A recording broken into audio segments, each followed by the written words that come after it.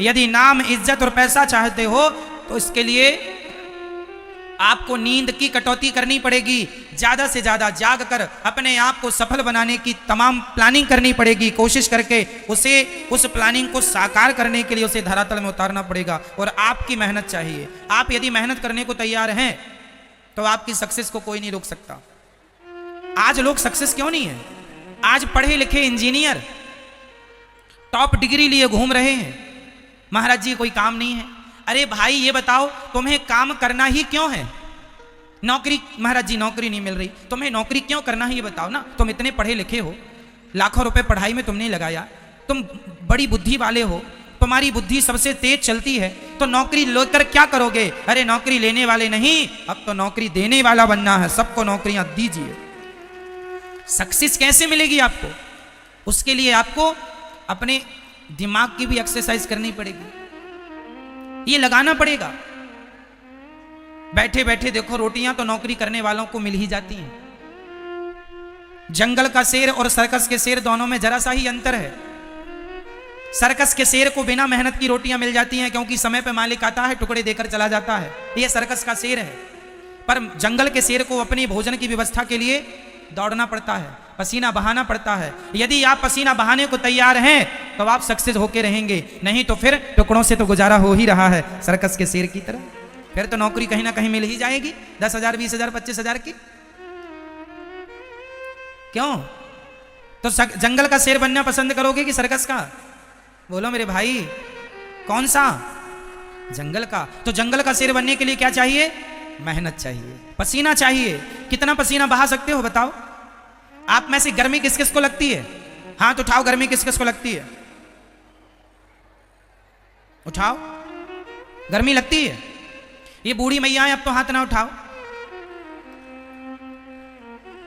अब तो गर्मी लगती है बुढ़ापे में। हम तो नौजवान भाइयों से कह रहे हैं, यदि तुम्हें गर्मी लगती है तो फिर तुम सक्सेस नहीं हो पाओगे। जवानी में 20 साल से लेकर 30 साल के छोरे को गर्मी लगे ना सर्दी, ना गर्मी गर्मी सी लगे, ना सर्दी सर्दी सी लगे, ना बारिश बारिश सी लगे, फिर देखो आप चांद और तारों की तरह ना चमकें तो कह देना मैंने अपने जीवन में कब गर्मी आई कब चली गई, कब सर्दी आई कब चली गई, कब बारिश आई कब चली गई, मुझे पता ही नहीं चलता कौन सा मौसम आ गया। मुझे तो ये पता रहता है कि आज कथा का 3रा दिन है कि कथा का 4था दिन है। ये पता है कि आज कथा का 3रा दिन है। मुझे ये भी नहीं पता कि आज तारीख क्या है। मुझे ये भी नहीं पता क्या दिन गुरुवार है कि मंगलवार है। मुझे ये पता है कि आज कथा का 3रा दिन है बस। ना मुझे सर्दी से लेना, ना गर्मी से लेना, ना बारिश से कोई लेना देना। बदलते मौसम को मैं आनंद लेता हूं मौसम का, पर मैं मौसम में परेशान नहीं होता मौसम से। ना जी, मुझे एसी ही चाहिए, इसकी कोई रिक्वायरमेंट नहीं है मुझे। ये एसी तो आज लगने लग गई। हमने तो अपनी सारी जिंदगी काम करते हुए पेड़ की छांव को एसी मान के काम करके और जीवन आगे बढ़ाया है। हमने ज्यादा सुखमय जीवन नहीं जिया, अपने जीवन में ज्यादा सुख को प्रवेश नहीं किया। ज्यादा सुख से ना व्यक्ति सुख का आदी हो जाता है और उससे वो कमजोर हो जाता है। इसलिए गर्मी में तपो, सर्दी भी सहो और बारिश का भी आनंद लो और काम किसी भी हाल में ना रुके। मुझे याद है एक बार हम कथा सुना रहे थे, कहां पर? इंदौर और देवास के बीच में क्षिप्रा नदी के किनारे एक गांव है, नाम भी उसका क्षिप्रा ही है। वहां एक हमारे भैया जी हैं दिलीप अग्रवाल जी, उन्होंने कथा कराई। तारीख थी 25 दिसंबर से कथा शुरू थी। कथा के 4थे दिन या 5वें दिन या 6वें दिन याद नहीं है, वो बहुत पुरानी बात हो गई। क्या हुआ, वो कथा साधना चैनल पर थी।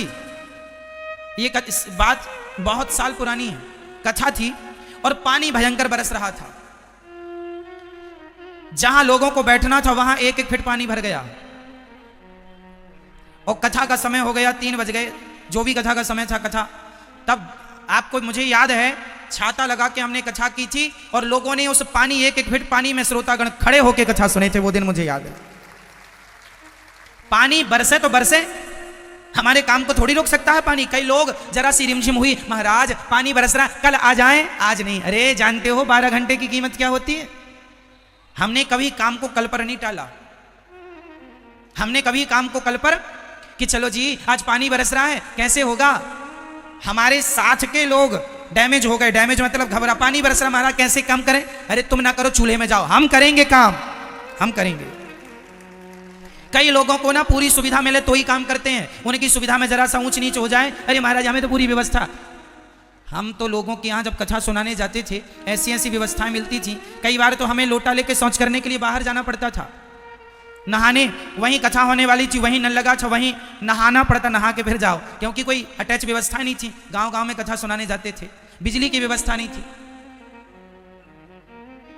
गर्मी भयंकर, नव तपा में एक बार हमें याद है कि नव तपा चल रहे थे और एक जगह हम कथा में गए, उन्होंने कहा महाराज जी आपको कथा सुनाने आना है, हम उनका आग्रह टाल ना पाए, कथा सुनाने उनके गांव में गए, उनके गांव में कोई बिजली नहीं, और उन्होंने रुकने की व्यवस्था हमारी कहाँ की, वो मंदिर में, मंदिर होता है ना, मंदिर के ऊपर जो ऊपर गुम्मज होती है, तो उन्हें छत बना रखा था, तो नीचे तो भगवान थे, ऊपर जरा सी गुम्मज निकली थी, मतलब पूरा खड़ा नहीं हो सकता आदमी, वो जरा सी जगह थी, वहां हम लोगों को 5 लोगों को रुकाया एक जगह,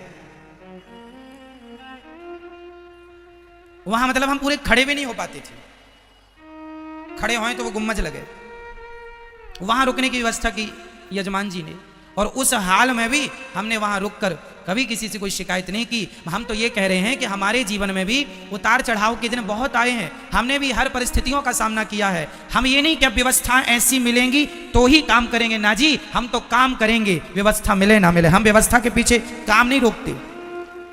कई लोग व्यवस्था ना मिले तो काम रोक देते, नहीं जी, काम काम होगा, व्यवस्थाएं रहें ना रहें, हर स्थिति में हमने काम को महत्व दिया, हमने कभी आराम को महत्व नहीं दिया, हम पूरा दिन काम करते थे।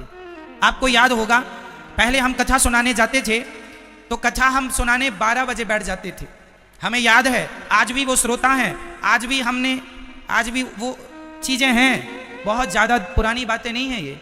12 बजे हम कथा सुनाने बैठते थे और शाम के 7 साढ़े 7 बज जाते थे कथा सुनाते सुनाते, एक आसन पर 12 से 7 बजे तक कथा सुनाई, मुझे अच्छे से याद है, श्रोता भी थे और लोग सुनते थे। 7 घंटे एक आसन पे हमने कथा सुनाई। अब तो 3.5 घंटे सुनाते हैं आप, लेकिन हमने 7 घंटे, 7.5 घंटे सुनाते थे। आज भी वो श्रोता हैं और सुनते थे लोग। तो जीवन में जबकि हमें 3 घंटे कथा सुनाने, अब यजमान को हम चाहे 10 घंटे सुनाए, चाहे 3 घंटे सुनाए, वो पैसा तो नहीं देता, क्यों? लेकिन हमने हमारी श्रद्धा से सुनाई कि भाई हम आपको सुनाएंगे, हम आलस नहीं करेंगे, हम काम चोरी नहीं करेंगे कि आपने हमें 3 घंटे के लिए बुलाया है तो हम 3 घंटे ही काम करें, ना जी, हम अपनी ओर से आपको बेहतर देने की कोशिश करेंगे। हमने कभी काम चोरी नहीं की, हमने कभी काम चोरी नहीं की, जो किया है परफेक्ट किया है। और आपको यही समझाते हैं, सिखाते हैं, व्यवस्थाओं के चक्कर में काम ना बिगाड़ा करो, व्यवस्थाएं मिले ना मिले, काम होना चाहिए, क्यों जी, सही है? बताइए, काम जरूरी है। अब देखो मैं आपके घर 7 दिन के लिए गया और जरा व्यवस्थाएं कम ज्यादा हैं, चलेगा भाई, व्यवस्थाओं का क्या है, 7 दिन की ही तो बात है, काम करना है, हम काम करने गए हैं, हम व्यवस्थाएं लेने नहीं गए। इसलिए आप अपने जीवन में ये कसम खाओ, संकल्प लो कि काम को महत्व देंगे, काम को। मैंने भूखे प्यासे काम किया है, बुखार में काम किया है, बीमारी थी तो काम किया है, हमने हर क्या आपको क्या लगता है हमारे जीवन में संकट नहीं आए? संकट तो जितने आपके जीवन में आते हैं उतने ही ये दास के जीवन में आए, पर हमने अपने संकटों को हंस कर के टाल दिया है, हंसते हुए टालते चले गए। हमने संकटों को जीवन में हावी नहीं होने दिया। कई लोगों को जरा सी बुखार है, महाराज जी आज नहीं हो पाएगा काम, बुखार है, बुखार, अरे तुम काम नहीं करोगे, बुखार है? हमें तो भयंकर बुखार थी, हमने काम किया, 3.5 घंटे 4 घंटे कथाएं सुनाई, काम बराबर किया। तो जीवन में ये लिखा है, निद्रया ह्रियते नक्तम व्यवायेन चवावयः दिवाचार्थे हया राजन कुटुंब भरणेन वा। हमारी पढ़ाई के समय जब हम पढ़ने वृंदावन आए तो हमारे पास कोई बहुत सारी व्यवस्थाएं नहीं थी, सुविधाएं नहीं थी। हमें पढ़ने के लिए 3 किलोमीटर पैदल जाना पड़ता था, 3 किलोमीटर पैदल, तब जाके विद्यालय मिलता था। सबके पास साइकिल थी, हमारे पास साइकिल नहीं थी। तब हम 2 दोस्तों ने मिलकर के 250-250 रुपए जोड़ करके और 500 रुपए की पुरानी साइकिल खरीदी और फिर पढ़ने जाते थे। साइकिल नहीं थी, गौशाला में जाके गोबर उठाते थे, खेत में जाके फसल काटते थे, आश्रमों में पोंछा लगाते थे, रोटी बनाते थे, 1 कुंटल आटे की रोटी बनाते थे। 1 कुंटल, जानते हैं, 1 कुंटल आटे की रोटी बनाते थे, जैसे पत्नी सबको परोस के फिर खाती है, ऐसे सब 100-200 लोगों को खिला के खाते थे और इसके साथ फिर पढ़ाई भी करते थे। ऐसी पढ़ाई आपके जैसे आज के बच्चों को तो सब सुविधाएं हैं, कंप्यूटर भी है, सारी बुकें हैं। हमारे पास तो पुस्तकें बुक खरीदने के भी पैसे नहीं होते थे, दूसरों की पुस्तकें मांग मांग के पढ़ते थे, भाई सब जरा दे दो, पढ़ के वापस कर देंगे। ऐसी स्थिति में पढ़ाई की है। तो पढ़ाई करके हमारे समय पर तो हम तो प्राइवेट स्कूल में नहीं पढ़ पाए, सरकारी स्कूल में पढ़ते थे। क्यों? क्योंकि प्राइवेट में पैसे लगते थे। और पैसा कितना, हमारे गांव के पास में शहर था, छोटा सा कस्बा, वहां पे 20-30 रुपए महीने की फीस लगती थी प्राइवेट स्कूलों में, 30 रुपए महीना। तो 30 रुपए भी हम लोग नहीं दे पाते थे। हमारे सारे दोस्त प्राइवेट स्कूल में पढ़ते थे। बाद में फिर हम बहुत जब कहे पिताजी से, तब पिताजी ने कोई व्यवस्था की होगी, तब उन्होंने नाम लिखाया और बाद में फिर हमने प्राइवेट स्कूल में बाद में पढ़े। 7वीं तक तो सरकारी में पढ़े, उसके बाद फिर प्राइवेट स्कूल जिसमें कि 50 रुपये महीना, पहले 30 रुपये महीना वाले में, फिर 50 रुपये महीने वाले स्कूल में पढ़ाई की। और पढ़ाई करके फिर वृंदावन आए, फिर यहाँ पढ़ाई की। तो यहाँ सारे काम करते हुए हमें पढ़ना होता था। पोंछा भी लगाना है आश्रम में, रोटी भी बनानी है, गौशाला में जाके गोबर भी करना है आपको, सारा काम करके फिर आपको पढ़ाई करनी है। तो ये सब करते हुए पढ़ाई भी करते थे। और पढ़ाई करने का शौक था, केवल पढ़ना था, केवल पढ़ना था। मैं जब वृंदावन पढ़ने आया तो बहुत सारे बच्चे, कोई क्रिकेट खेलता, कोई मोबाइल चलाता, लेकिन मैंने कभी ना मोबाइल चलाया ना क्रिकेट खेला। मैं कहता था मैं यहाँ क्रिकेट खेलने थोड़ी आया हूँ, मैं पढ़ने आया हूँ, सिर्फ पढ़ूंगा। नहीं समझ में आए तो भी पढ़ता था, तो भी पढ़ता था। एक ही जुनून था, सिर्फ पढ़ना। और मैं क्या पढ़ने का संकल्प, कई लोग बोले ये पढ़ लो वो पढ़ लो, ना जी, सिर्फ भागवत पढ़ूंगा। मैंने कुछ नहीं पढ़ाई की, सिर्फ भागवत पढ़ूंगा। जीवन में आपको संकल्प लेना होगा, ये करना है मतलब करना। उसके लिए जितनी चुनौती आएंगी आपको सामना करना पड़ेगा। तब जब पसीना बहा लोगे, जितना ज्यादा पसीना बहाओगे, ईश्वर हार गए, नहीं जी साहब नहीं, हम तो नहीं आ सकते, टिकट नहीं मिल रही। अरे पागल, टिकट के चक्कर में काम छोड़ देगा क्या? मैं चाय नहीं पीता, किस लिए आप बताइए? मैं चाय क्यों नहीं पीता? मैं चाय केवल इसलिए नहीं पीता क्योंकि चाय पीने में समय लगता है। समय इतना है नहीं। एक तो हम किसी के घर गए, महाराज बैठो चाय, अब चाय बनाने में कम से कम 15 मिनट लगेगा, तो 15 मिनट बनाने का लो और पीने का 5 से 7 मिनट लो, तो कितना हो गया? 20-22 मिनट। अब 20-22 मिनट भाई मेरे पास था नहीं, मैं क्यों 20-22 मिनट बर्बाद करूं? 5 रुपए की चाय है और 20 मिनट का समय है। बताओ चाय कीमती है कि समय कीमती है? जोर से और जोर से, क्या? इसलिए मैंने समय को पकड़ा, चाय को छोड़ता चला गया। और आप 20 मिनट को बर्बाद करते हैं एक कप चाय के लिए। क्या घर में चाय नहीं मिलती आपके, जो दूसरों के घर में जा जा के चाय पीते हो? और आप लोग समय बर्बाद करते हो, अपना भी और दूसरों का भी। कह दो ना भाई साहब चाय नहीं, हमें जरूरत है। 5 रुपट्टी की चाय है, करोड़ों का समय खा जाती है। लोग, भारत में वैल्यू नहीं है समय की, इसलिए लोग पीछे हैं। काश अपने समय को महत्व दिया होता और अपने आप को आगे बढ़ाने की सारी कोशिशें की होती तो आप बहुत सक्सेसफुल होते, बहुत सक्सेस होते आप।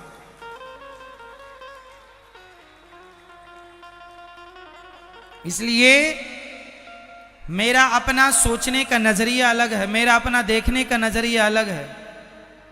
मैं समय के साथ समझौता नहीं करता। अर्थात मैं समय, यदि मैंने पानी मांगा किसी से और पानी लाने में उसने देर लगा दी तो मैं पानी का इंतजार नहीं करता। मैं सोचता हूं कि 1 मिनट यदि मैं खड़ा रहूंगा, 1 मिनट भी मेरे लिए बहुत कीमती है, इसलिए 1 मिनट भी मैं पानी के लिए वेस्ट नहीं करता। भाई मैं जाके बैठूंगा, पानी वहीं लेके आना, मैं वहीं बैठ के पीऊंगा, काम शुरू हो जाएगा उस 1 मिनट के अंदर। 1 मिनट की भी मैं कीमत जानता हूं और मैं अपने जीवन में 1-1 मिनट की वैल्यू जानकर उस 1 मिनट को बचाता हूं। 1 मिनट क्या होता है आप हमसे पूछ सकते हैं। 1 मिनट की कीमत क्या होती है, वो कीमत भी हम आपको बता सकते हैं। इसलिए हमारे देश के युवाओं को, हमारे देश के नौजवान दोस्त भाई बहनों को केवल समय को पहचानना होगा। समय को जान लिया, बस समय आपको बहुत आगे ले जाएगा। पुरुष बली नहीं होत है, समय होत बलवान। भीलन गोपी लूट लई, वही अर्जुन वही वाण। क्या बलवान है? जोर से। समय, महाभारत देखा होगा अभी लॉकडाउन में, जैसी चालू होता था महाभारत, उसमें एक गोल सर्कल घूमता था और वो कहता था मैं समय हूं। याद है? मैं समय हूं। समय का पहिया चलता है और यही समय का पहिया सबको निगलता जाता है, यही समय का पहिया सबको पीसता जाता है। सब इसी समय के पहिए से पिसते चले जाते हैं। ये समय जा रहा है। कुछ क्या है ना कि बात जवान से और तीर कमान से निकल गया, फिर वापस हो ही नहीं सकता। आपने किसी को कह दिया कि तेरे बहू के बेटा नहीं है, तू अभागिन है, अब वो जो अभागिन निकल गया ना, वो इस ब्रह्मांड में गूंजता रहेगा, अभागिन है, अभागिन है, अभागिन है। और वही शब्द फिर वापस आपके आने वाली पीढ़ी में किसी को पकड़ लेगा। फिर तुम्हारे ही कुल खानदान में कोई ऐसी हो जाएगी जिसके नहीं होगा बच्चा, और फिर वो शब्द वापस उस पे आ जाएगा, अभागिन है। जो कहा है वो सुनना तो पड़ेगा। ये प्रकृति गोल है ना, वापस होता है। आप दीवार पर एक बॉल मारिए, जितनी तेजी से आप बॉल मारेंगे उतनी तेजी से बॉल, हाँ या ना? मैया सो रही हो मेरी मां? सुनो, आप बॉल जितनी तेजी से दीवार पर मारेंगे उतनी तेजी से बॉल वापस आएगी। यही प्रकृति का संतुलन है। आप जो शब्द कहते हैं वह शब्द आपकी तरफ बड़ी तेजी से वापस आते हैं। आपने किसी को एक थप्पड़ मार दिया, मार दो, पर वो थप्पड़ उसकी चटाक गूंजती रहेगी ब्रह्मांड में, फिर वो तुम्हारे गाल में देर सवेर पड़ेगा जरूर। कौन मारेगा? तुम्हारा बाप मारे, शेर को सवा शेर मिलेगा, मारेगा जरूर। इसलिए हम ये ना सोचें कि हम पावरफुल हैं, कह दें कुछ भी, बोल दें कुछ भी, ना, मनमानी नहीं चलेगी। इसलिए विचार कर लो। तो आज से आप कितने लोग हैं जो शब्दों को संभाल कर बोला करेंगे? कितने लोग बोलेंगे आज से? जो मुंह में आया वो नहीं बोलेंगे, पहले अपना विवेक से फिल्टर करेंगे, इसमें से कितना बोलने लायक है, कितना बोलने लायक। भाई आप घर में गेहूं पिसवा कर जब आटा लाते हैं ना, तो उस आटे को भी रोटी बनाने के पहले चलनी से चालते हैं। तो जब चाले हुए आटे की रोटी बनाते हैं, कोई कचरा ना जाए, तो फिर शब्दों को भी तो अपने विवेक की चलनी से चाल लो। इनमें से कितने शब्द प्रयोगी हैं, उपयोगी हैं, और कितने अनुपयोगी हैं। सही है ना मेरी माँ? तो शब्द संभाल के बोलिएगा। पत्नी से भी क्या बोलना है, अच्छे से बोला करो। पति से क्या बोलना है?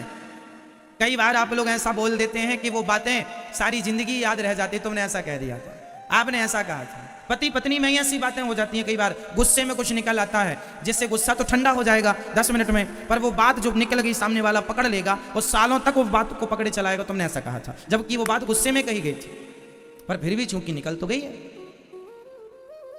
ऐसा होता है कि नहीं? सास गुस्से में कुछ कह दे तो बहू पकड़ लेती है, और बहू गुस्से में कुछ कह दे तो बाकी सब भूल जाएगी। तुम्हारा पांव दबाया याद ना रहेगा दुनिया को, पर एक शब्द गलत निकल जाएगा, दुनिया याद कर लेगी। तुमने ऐसा कहा था।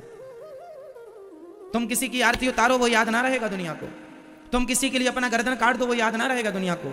बस एक बार तुम किसी को गलत धोखे से कह दो, उसकी डिक्शनरी में लिख जाएगा तुमने ऐसा कहा था, हाँ या ना? जबकि आपके कहने का कोई भाव नहीं था, धोखे से निकल गई बात, फिर भी लोग पकड़ लेते हैं। इसलिए शब्दों में बड़ी जान होती है मेरी माँ। इन्हीं से आरती, अरदास और अजान होती है। यही समुद्र के वह मोती हैं जिनसे इंसानों को इंसानों की पहचान होती है। ये वाणी बहुत मायने रखती है। इसलिए शब्दों को संभालिए। बोलो यदि पहले तुम तौलो, फिर मुख को खोला करना। पुष्प नहीं बन सकते हो तो कांटे बनकर। ठीक है मेरी माँ। भागवत जी महाभारत का युद्ध सिखाता क्या है कि संभाल के बोलना है शब्द। दुर्योधन और कर्ण की तरह कुछ भी नहीं बोल देना कि आज तुम्हारा शासन है तो बोल दिया ना। अच्छा, तीसरी बात महाभारत ये सिखाती है, देखो, एक तरफ सिखाती है उल्टा बोलो मत, और दूसरा ये सिखाती है चुप रहो मत। बताओ चुप रहना अच्छा है कि बुरा है? फटाफट बताओ। हम महाभारत से वो चीजें निकाल कर देंगे आपको जो आपके लिए हितकर है, लाभदायक। मैया सो रही हो मेरी माँ? रात को आज सोई नहीं मेरी माँ? बताओ चुप रहना अच्छा है कि बुरा है? जोर से। अच्छा है? चलो आप कह रहे हैं अच्छा है। तो भरी सभा में द्रौपदी की साड़ी खिंच रही है, वो हेल्प के लिए, मदद के लिए चिल्ला रही है, और भीष्म पितामह चुप हैं। तो ऐसा चुप होना सही है?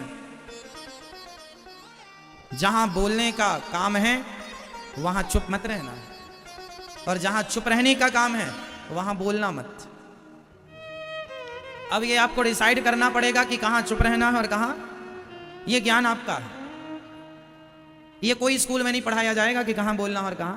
ये आपको डिसाइड करना पड़ेगा कि हमें यहां चुप रहना और यहां। भरी सभा में द्रौपदी मां की साड़ी खिंच रही थी और पितामह सबसे आगे बैठकर क्या थे? चुप थे। क्या ये चुप रहना जायज था? सही था? आपके सामने किसी बहन बेटी का अपमान हो और आप चुप रहें, या तो बोलिए, या तो उस लड़की की मदद कीजिए, या तो दुष्टों को ठीक कीजिए, वरना बस ना हो तो वहां से उठकर चले जाइए। कम से कम अपनी आंखों से होता हुआ पाप तो मत देखिए, या तो पाप रोकिए, रोकना पाप तो देखिए मत। बोलना कहां है? विचार लो। पितामह नहीं बोले तो बाणों की सैया मिल गई। इसलिए आप लोग जहां जरूरत पड़ेगी वहां बोला करेंगे। यदि आपकी पत्नी के साथ गलत हो रहा है, आपकी मां, आपके पिता, आपके भाई, आपकी भौजाई यदि आपकी पत्नी को टॉर्चर कर रहे हैं, किसी विषय को लेकर परेशान कर रहे हैं, तो भले आपके भाई हैं, आपकी मां है, आपको उस समय सत्य का साथ देना चाहिए। यदि आपको पता है कि मेरी पत्नी सही है फिर भी उसे परेशान किया जा रहा है, तो उस समय आप अपनी पत्नी का ही पक्ष लें। यदि आपको पता है कि आपकी मां सही है और आपकी पत्नी उन्हें टॉर्चर कर रही है, परेशान, तो आपको अपनी मां का पक्ष लेना चाहिए। मतलब पितामह की तरह चुपचाप तमाशा ना देखना, सदा सत्य के साथ खड़े होना। जो व्यक्ति सत्य के साथ खड़ा होता है भगवान उनके साथ खड़े हो जाते हैं। दुर्योधन पांडव सत्य के साथी थे, इसलिए भगवान उनके साथी थे। इसलिए हमेशा पक्ष किसका लीजिएगा? सही का, सत्य का। सत्य यदि तुम्हारी पत्नी सही है तो उसका लो, मां सही है उसका लो। कोशिश ये करो कि हम सत्य के साथ रहें, किसी प्रकार से किसी पर अत्याचार ना हो, ना हम अत्याचार करें, ना हमारे द्वारा इस अत्याचार को सहन किया जाए। ठीक है, पितामह ने चुप्पी साध ली, बाणों की सैया मिल गई।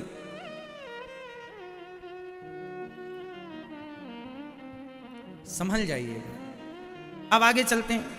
महाभारत में एक बढ़िया सीख यह भी है कि हमें आंखों में पट्टी नहीं बांधनी चाहिए। माता गांधारी ने पट्टी बांध ली ना, किसके लिए बांधा? अपने पति के लिए, कि वो अंधे हैं तो मैं भी पट्टी बांधूंगी। अब बताइए, आपका पति यदि अंधा है तो क्या आप भी पट्टी बांध लेंगी? तो ये समझदारी हुई? क्यों? मुझे लगता है आज की स्त्री इतनी गैर जिम्मेदार नहीं होगी जितनी गैर जिम्मेदार ये मां है। तुम्हारी आंखों में पट्टी बांधने के कारण ही, अच्छा माता गांधारी ने आंखों की पट्टी उतारी, पर जब उतारी तब तक देर हो गई। आपको पता है गांधारी जी ने अपनी पट्टी उतारी थी, कब उतारी थी? दुर्योधन को बचाने के लिए। जब 99 बेटे मर गए, कल बेटा तू सारे कपड़े उतार के आ जाना, मैं तुझे देखूंगी, मेरी दृष्टि जहां जहां पड़ेगी तू वज्र का हो जाएगा। चला दुर्योधन। भगवान ने कहा कहां जा रहे हो? शर्मा गया, छिप गया पेड़ के पीछे। भगवान ने कहा कपड़े नहीं पहने आज तुमने, घर में कपड़े नहीं है? नहीं, माँ ने बुलाया ऐसी आना। अरे माँ तुम्हारी, अब तुम जवान हो, बच्चे थोड़ी हो, दूध पीते भाई। अरे कुछ तो कपड़ा पहन लो, टॉवेल तो लपेट लो। नहीं, माँ ने कहा ऐसी आना, हम ऐसे जा रहे हैं। नहीं, तो एक काम करो, कपड़े नहीं तो केले के पत्तों की टॉवेल बना के भगवान ने पहना दी। गया, बेटे कपड़े तो नहीं है ना? माँ कोई कपड़ा नहीं है। पट्टी उतारी, पूरा शरीर वज्र का हो गया। जांघों पर दृष्टि ना पड़ी, केलों के पत्ते से ढके थे तो जांघें कमजोर रह गई दुर्योधन की। गांधारी माँ ने पट्टी उतारी थी इसलिए कि मैंने जीवन भर जितनी तपस्या की है, पतिव्रता नारी का सारा पुण्य मैं अपने पुत्र को दे दूंगी ताकि मेरा पुत्र अमर हो जाए। क्यों? दुर्योधन जैसे बेटे को अमर करना चाहती है गांधारी, ताकि और महिलाओं के कपड़े उतारता रहे। ऐसे बेटे के लिए तुम आंख खोल रही हो मेरी माँ। आपने अपनी आंखों की पट्टी उतार दी ना माँ गांधारी आपने। यदि ये पट्टी आपने तब उतारी होती जब द्रौपदी की लाज लुट रही थी, द्रौपदी की लाज लुट रही थी, तब पट्टी उतार करके तुमने अपने बच्चों को सही रास्ता दिखाया होता, तो आज तुम्हें पट्टी उतारने की जरूरत ना पड़ती। यहां पर मां गांधारी ने पट्टी तो उतारी आंखों की, पर उतारने में जरा देर हो गई। आप लोग भी अपनी आंखों की पट्टी समय से उतार लेना। पुत्र मोह पुत्री मोह में ना पड़ जाना। जब तक अक्कल आएगी तब तक बच्चे बिगड़ जाएंगे। समय से बच्चों को संस्कार, समय से बच्चों को वो ज्ञान जो उन्हें मिलना चाहिए। आजकल बच्चों को शिक्षा तो मिलती है, संस्कार नहीं मिलते, जिसके कारण समाज गलत रास्ते पर चला जा रहा है। आपको क्या लगता है स्कूल में ही पढ़ाएंगे सब? स्कूल में ही पढ़ाएंगे सब? स्कूल में कुछ ना पढ़ाया जाएगा। संस्कार स्कूलों के आश्रित ना रहिएगा, संस्कार घर पे ही दीजिएगा। स्कूलों में तो गा से गधा पढ़ाते हैं। Mission accepted.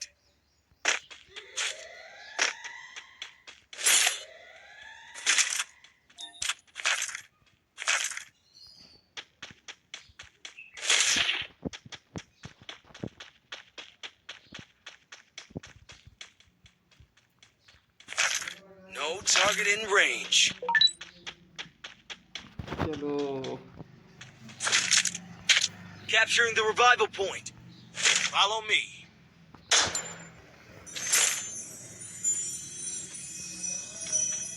ये ड्रोन छोड़ी है मैंने, इधर आओ मेरे पास। आ रहा हूँ मैं भी, आ रहा हूँ। हाँ चलो तुम्हारे पीछे चलता हूँ।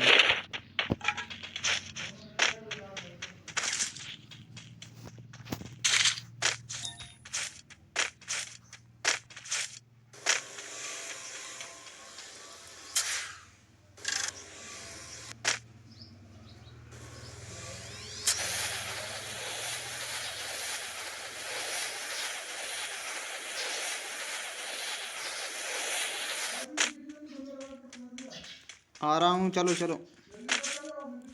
हाँ आ रहा, पीछे ही हूँ मैं, पीछे ही हूँ, पीछे।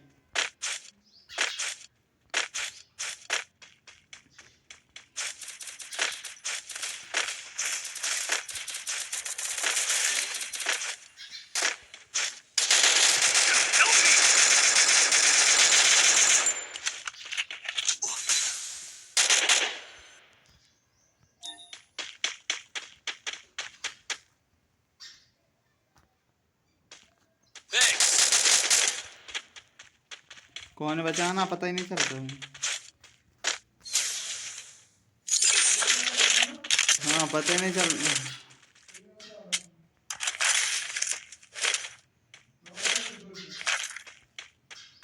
जिदो इसे नॉक होगा दयान को, हर कोई मार रहा, पता ही नहीं मत कौन कौन मार रहा।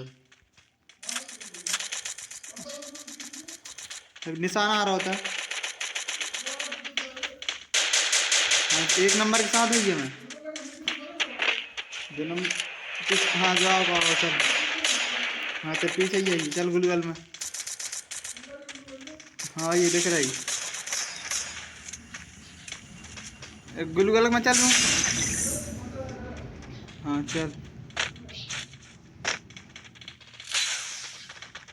जय। हाँ जय ऊपर आई है मैं छत पे।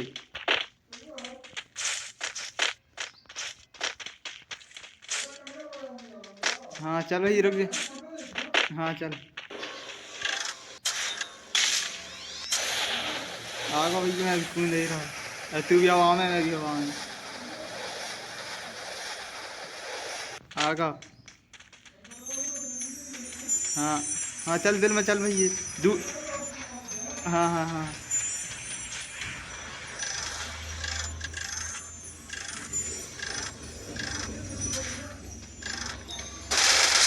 भाई मैं कोई ना मारता, मैं चक्रा वहाँ से। अबे बस जिंदा, लेकिन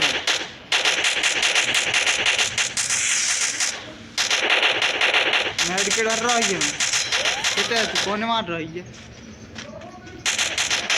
कितने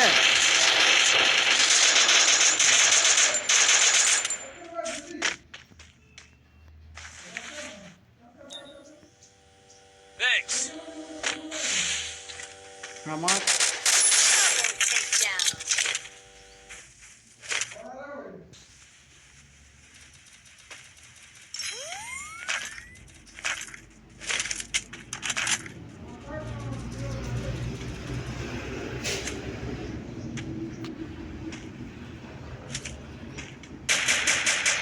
कितने ये कौन मार लगा तू ग्लूगल लगा रहे हैं हाँ देख गई ग्लूगल लगा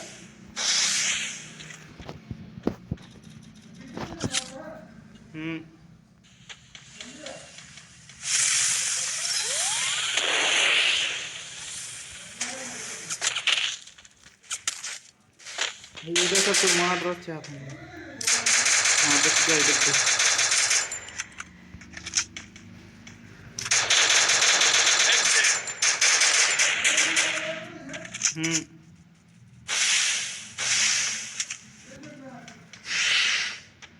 ये इतनी से कैसे हो जाते हाँ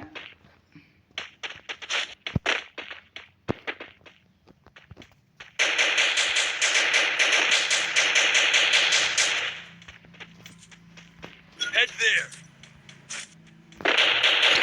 तो जल्दी करना चाहिए कितने है तुम तो जो ना पता ही नहीं चल रहा नेटवर्क नहीं मिल रहा कितने हाँ हाँ आगो जो आ रहा जो भगत वही भगत आ रहा तो नेटवर्क में नहीं मिल रहा मैं जितना आवा गायब होगा एक नंबर की आगे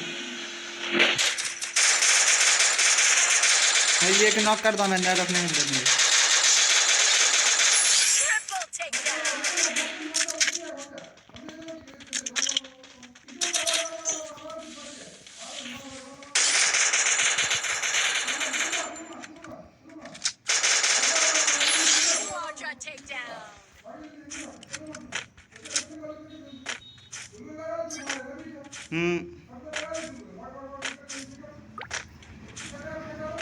Good job. Thanks.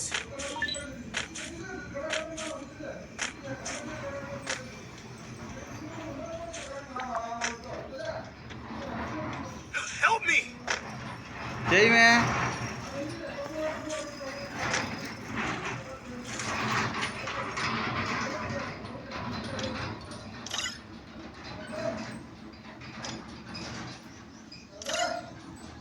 कर तो रहा कौन करूं होगा है मेरे जो हजार बचा में Head there. हाँ जो आ तो कौन है एक 3 नंबर मेरे साथ आई है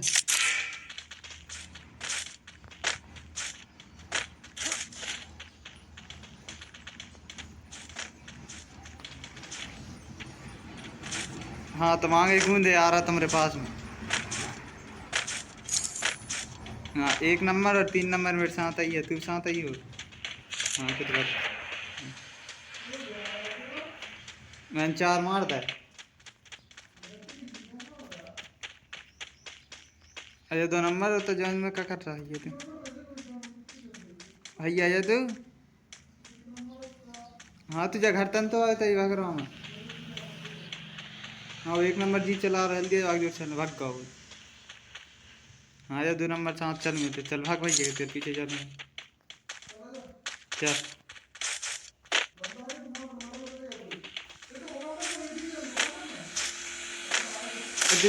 जीपो मारना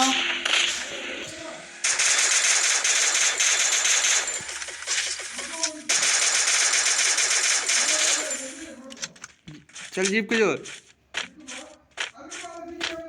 अच्छा तू तो कौन मार रहा था जीप में मार रहा मार का कितना पीछे है कौन मार भी लगा गुलगुल लगी वा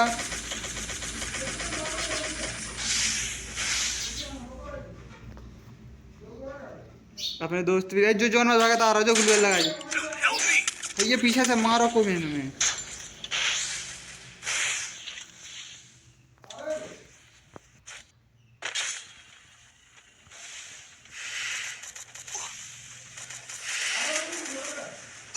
Skill on cooldown. Skill on cooldown. है नॉक होगा मैं बच्चा, नॉक होगा ये बच्चा। हाँ जाए खड़ो तो बच्चा नहीं पाओ। चलो मर गए हम तो। हाँ दो है भाई, दो मार पीछे वाले मार। मेडिकेट है, मेडिकेट है, मेडिकेट है। जल्दी भर आ जा रे। एक और बार, एक और बार, एक और बार भैया। भाई खुटा तो यार भर आए नहीं रे। मर गो भैया, जोन में मर गो रे। क्या जो कहाँ खड़ा हो पागल भल्ला?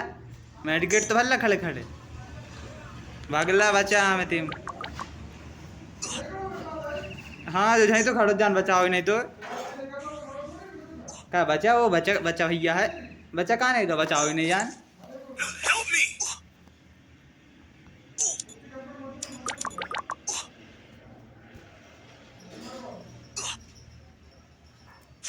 जो कैसा तो नूमड़ा। चलो भाई रीस्टार्ट करते हैं।